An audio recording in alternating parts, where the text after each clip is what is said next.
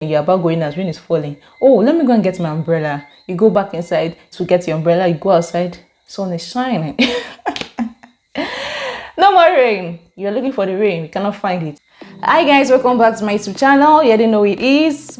But for those who don't know, my name is Precious Ayorinde. I film on faith, relationship, and lifestyle all the way from Dominica. To those who recently subscribed to my channel, thank you so much. I love you guys. And to my returning subscribers, you guys already know I love you, right? And if you're yet to subscribe, what are you waiting for? Please go ahead and click on the subscribe button below. The subscribe button.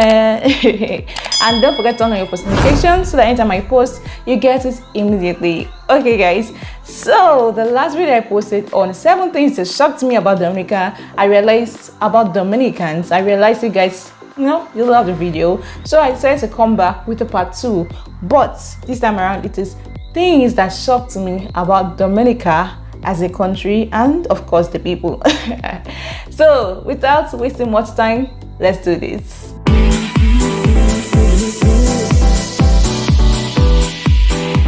So the first thing that shocked me about Dominica, maybe not shocked per se, but is that they close early. So what do I mean by they close early?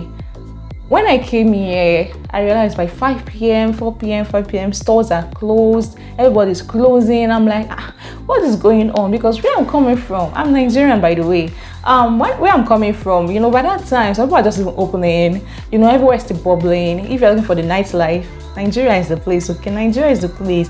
And I think that's because sometimes when people close by even 4, 5 p.m., well, apart from people that maybe they have to work overtime and all those stuff, the fact is that some people live very far from where they work and there's always traffic. Especially if you're in Lagos, there's always traffic in Lagos. So people spend a lot of their time on the road. So let's say you leave work by 5 p.m. based on where you're living. It can take you like maybe you getting home by 8 p.m. I don't know how far, based on how far you stay, and sometimes because of traffic. I actually even remember that I've gotten home like 12 midnight before. Like the traffic that day was terrible. There's traffic and there's the standstill where there's no movement at all. You guys are just there. You're not seeing your front, you're not seeing your back, you're not going forward, you're not going backwards. That will cause stagnation. So because of that, people still, nightlife still bubbles, and I don't think that's not just why. Actually, Lagos is just, let me just speak on behalf of Lagos, right? Don't let me speak as I know everywhere in Nigeria, but I believe that's how other places are kind of, that's how everywhere should be, because Nigeria is just that kind of, I think also because of the population. So like nightlife is just a big deal. Everywhere is always, you still see places opened, stores are open, and basically you still do a lot of things even by 10 p.m, 11 p.m, like nightlife is just there. Like, so coming here, it was just like, why, what's going on? Like, I will go to store by what time and I do just close, and I'm like, what is going on? So it took a little of adjusting. The second thing is the rain. Yes, I said the rain. The rain shocked me. Let me tell you, in Nigeria, if it wants to rain, to rain. If it's raining, it's raining. But yeah, you just see that rain is falling. You're about going as rain is falling. Oh, let me go and get my umbrella. You go back inside to get your umbrella. You go outside, sun is shining. No more rain. You're looking for the rain. You cannot find it. Then you're on the way. Before you know, rain starts again. Before you know, that stops. It just comes say hello, disappear, hi, disappear. You understand? So it's like the rain is just, it's just there. And it's like every day, just have your umbrella in your bag. In Nigeria, we have the rainy season, we have the dry season. During the rainy season, when you're knocking, like, let me still carry my umbrella. Even then, still, like, sometimes I will not still carry. Well, the rain beats me, but yeah, every day, umbrella is in my bag. Every single day. Because at any moment, it starts raining. And in Nigeria, when it's raining, it rains. Like, it pours. You can have 7 days straight rain during the rainy season, like this period. You can have, like, rain just falls. And when rain is falling, you're not scared that, oh, maybe there's a tropical storm coming, maybe there's an hurricane. You're not going to check the news, what is going on. I think I guess how that happens is the flooding, and that's due to drainage system, and that's man's fault, not the environment or not the weather or anything. But in Dominica, if rain is falling heavily like that, DNO, M1 News, straight up, we are going to find out what is going on. Am I safe? Is there a tropical storm coming? Are we on the watch? You know, are we on a warning? Like, what is going on? It's like this period, this is a hurricane period. You want to be at alert. So that's another thing that, you know, all these things, you just have to get used to it with time. The next one is cats and dogs. Cats and dogs. Street dogs. Yeah, not just any dogs, street dogs. So in Nigeria, the average Nigerian, the typical Nigerian, sees cats as, you get what I'm saying? you get my point? Witchcraft kind of thing, you know, demonic kind of thing. Like, they have witchcraft spirit. They can't, you know, they just don't really have that love for cats compared to here in Dominica, where, you know, you see cats everywhere. And it's something I've gotten used to now, because before, when Nigerians see cats, it's fire. So yeah, I was I'm accommodating. It's not like I'm accommodating them, or I don't like animals, but I'm just like, it's not like a big deal for me anymore. I'm getting used to seeing cats about. And then for the dogs here, the street dogs, you have a lot of dogs on the street here in Dominica. I realized that they are calmer compared to the dogs in Nigeria. I don't like dogs now. For those who have watched the second video I put on this channel, the Q&A, realize I don't like dogs, and I shared my experience, of course. So me in Nigeria, when I see dog is coming through point A, I'm going through point B. If I have to go back home because of a dog is blocking the street, I will go back home. That's all the facts. And coming here too, I was like that. Then I realized that the dogs here, they don't have your time. They don't have your time. They have to know they're sleeping. Nigerian dogs, they're not sleeping. They're looking for food. They're hustlers, okay? They're looking for food. So basically, the dogs in Nigeria, they're more of the, you know, hustlers dogs. You know, I just always run away from them anyway. But yeah, I realized that I'm getting used to dogs. Just, you know, they just walk by. They don't have your time. They just mind their business and they move, you know, and we're at peace. Doesn't mean that I'm 100% with dogs. I just try my best to not be scared. The next thing that surprised me about Dominica, is the natural air. So coming from a place where I think it was around 2014-2015 that this natural air thing became like a thing in Nigeria. Normally it has been there. Some people have natural air, but the average Nigerian grew up relaxing their air and seeing relaxing as a normal thing. Well, it's not like I'm saying it's not a normal thing, but I grew up like that, you know. I didn't even know how to take care of my hair like that. But coming here to see everybody, like, not everybody, but a lot of people on the natural air, it's so beautiful to see. The natural air is a thing now in Nigeria, but before it wasn't at all. It wasn't like a big deal. I don't know what made it start coming like a thing, but now with maybe the way they are seeing things, the products, how you can define your calls and all those things become like a thing. So yeah, coming here to see that is beautiful. Actually, it's very beautiful. The next thing that's known about Dominica is that on Sundays everywhere is closed. Even to get bus is a big deal. To get bus to go to church on Sundays isn't easy. Like, you have to stand for a long time waiting for bus. But in Nigeria, Sundays are normal days. Everywhere is still open on Sundays. Like, basically most places are still opened. Buses are still there. In fact, as they're trying to enter one bus, the other one is saying, please come to enter my bus. Like, survival of the fittest. So buses are still there. Everybody's still trying to, you know, to do their market, to sell their market, to go about their business, to go to church. And I think this still has to do with the population, or no, or maybe not. But Sundays here, most stores are closed, like, and even the ones that are open for a short time, and you hardly get bus. The next is that Dominicans don't joke with their holidays. See, once it's like the date with the holiday, everybody has gone shopping. Everybody's sitting at home on the holiday. One Nigeria, the hustling spirit, the competition, everybody is still, you know, doing their thing. People are still opened. Some people still have to go to work, even on holidays. What surprised me about that was even the fact that places are closed during the holidays. Like, you have to go and shop a day before. Just go and shop. Don't say I didn't tell you, I didn't do anything for you. Go and shop. Especially Christmas period, just go and shop. 24th, 23rd is better for you to shop. 24th, a lot of people will be shopping. So by 25th, you are not seeing anywhere to shop. So don't bother. Well, you might see in your local environment, you might, but not like you go to town and you see a lot of places open now. The next thing is about rights, getting rights from strangers. In Nigeria, I won't advise you to do that. Like, I won't even advise you, and even if you find yourself doing that stuff, I'm sure you will want to go and pray on your edge.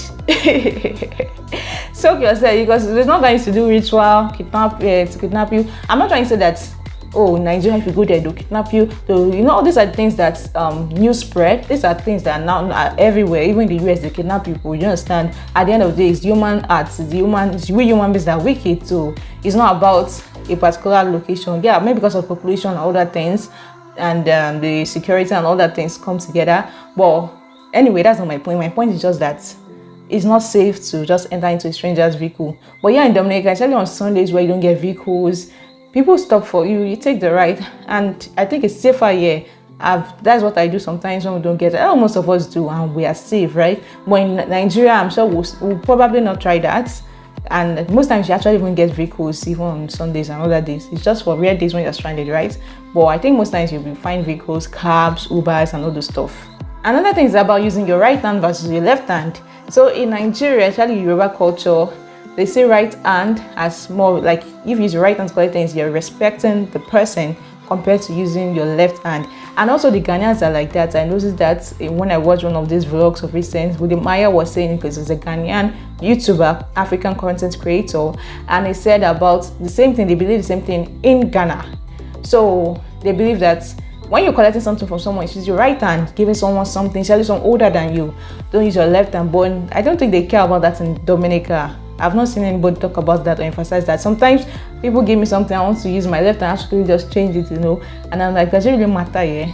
So I don't think that matters here like that. So it's something that I'm like, okay, not bad. But I still use my right hand anyway. Another thing is about the high class versus low class toxicity. Yeah, I'll call it toxicity at this point.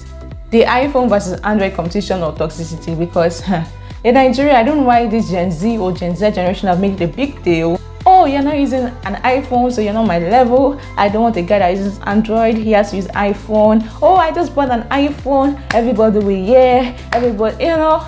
I don't see that going on in Dominica. I don't know, maybe it really goes on in depth, but I don't really see it. Like, it's not a big deal here. I think Dominicans are quite content when it comes to certain things, but Nigerians like show off is much. The show off is quite much.